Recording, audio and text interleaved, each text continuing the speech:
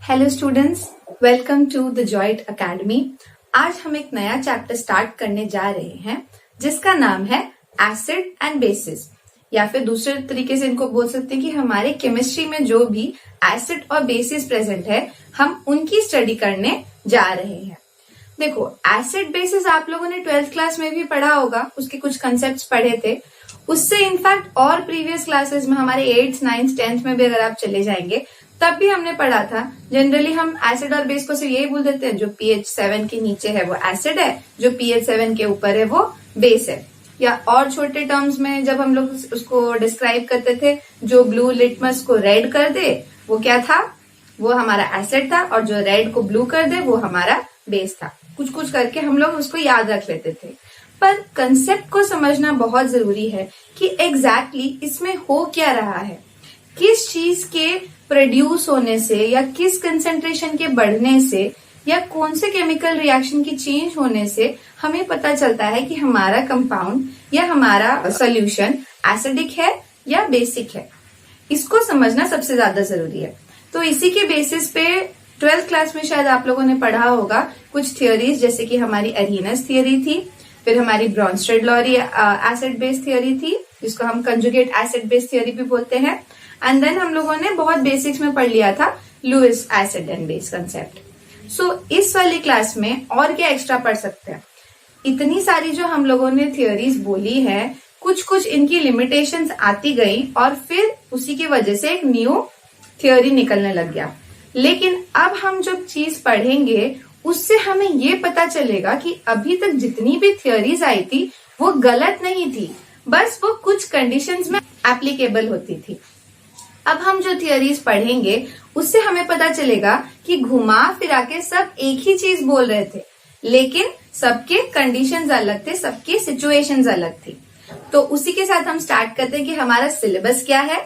तो फर्स्टली यहाँ पे मैंने लिखा तो हुआ है कि Brønsted-lorry concept of acid base है, लेकिन इससे पहले हम बेसिक्स को भी जाएंगे, तो हम अरीनस के कंसेप्ट भी पढ़ेंगे। देन हम लोग ब्रॉन्स्टेड-लॉरी के कंसेप्ट पढ़ेंगे कि क्या क्या उसने यहाँ से चेंजेस लाए, अरीनस के लिमिटेशंस अगर इसने उसको प्रूफ कर पाया कि नहीं, वो चीज को देखेंगे।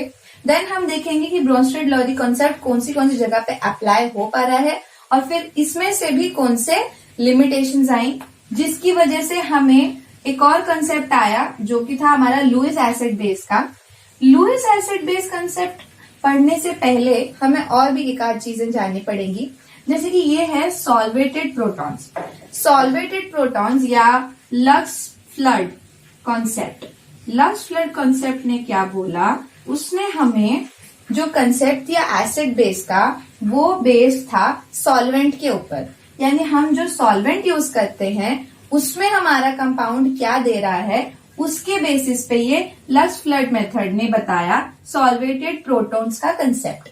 इसी के बेसिस पे हम लोगों ने फिर से एसिड बेस को रीडिफाइन करने की कोशिश की, कौन कैसे होता है। इन्होंने और एक बहुत इंपॉर्टेंट चीज बताई जिसको हम बोलते हैं ऑटो आयोनाइजेशन। ऑटो आयोनाइजेशन का कंसेप्ट भी इन्होंने लक्स फ्लड ने बताया हमें अपने कंसेप्ट में, जिसकी मदद से हम उसकी एसिड एंड बेसिस की स्ट्रेंथ को समझ पा रहे थे। अब यहां से आया, फिर इसके बाद क्या हुआ, इन्होंने तो बोल दिया सॉल्वेंट के साथ क्या हुआ, लेकिन बहुत जगह पे हमारे सॉल्वेंट के यूज भी नहीं था।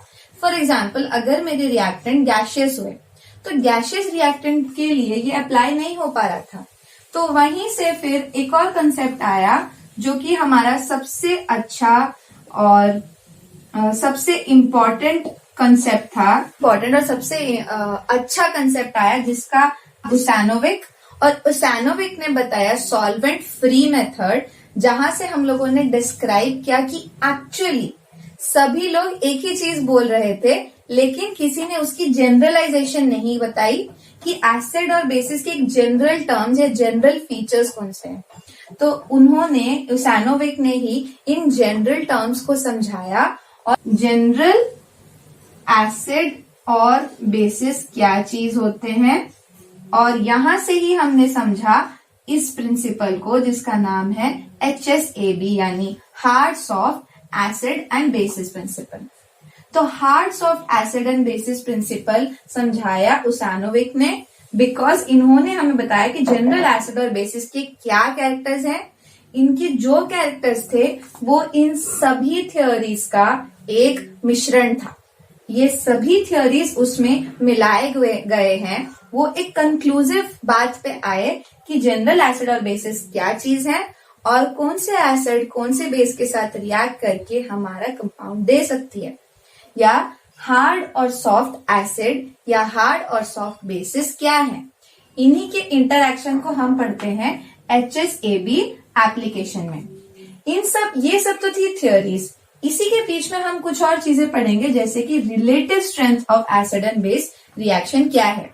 अगर किसी चीज को एसिडिक बोला जा रहा है तो वो किसी के रिस्पेक्ट में होगा, तो उसी चीज को हम समझेंगे relative strength of acid and bases of reaction.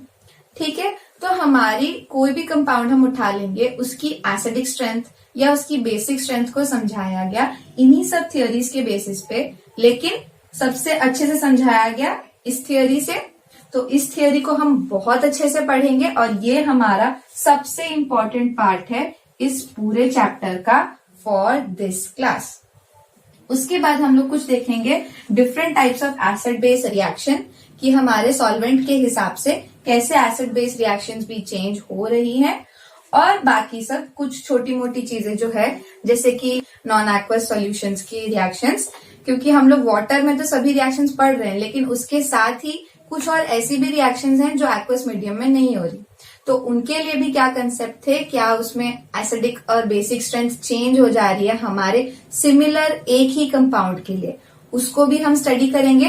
Then इसी के हेल्प से हमें बहुत सारे और क्वेश्चंस, वैसे तो ये चैप्टर डायरेक्टली नहीं पूछा जाता किसी में भी, एंट्रेंस हो या इसमें बीएससी में हमें चाहिए, पर एंट्रेंस में हमें ये चैप्टर डायरेक्टली नहीं पूछा जाता है इसी का कंसेप्ट। सो अगर आपका यही चैप्टर बहुत अच्छे से प्रिपेयर्ड है, क्लियर है, तो आप कोई भी क्वेश्चन बिना झिझक सॉल्व कर सकते हैं। So I would recommend you all to study this chapter very carefully, और ये सभी कंसेप्ट को याद करके चलना है, स्पेशली ये वाला कंसेप्ट। उसके बाद हम देखना बहुत इजीली, एकदम चुटकी बजाते ही सारे क्वेश्चन सॉल्व कर पाएंगे। So that's all for the application part. Next class में हम स्टार्ट करेंगे कि अरेनियस थ्योरी या अरेनियस कॉन्सेप्ट क्या था। आपको वैसे बेसिक्स पता है, बट हम लोग थोड़ा रिकॉल कर लेंगे ताकि हम लोग इस थ्योरी तक पहुंच सके और समझ सके कि हमारी एसिड और बेसिस की कंसेप्ट या हमारे एसिड और बेसिस की कहानी क्या है। So that's all for this class. Thank you.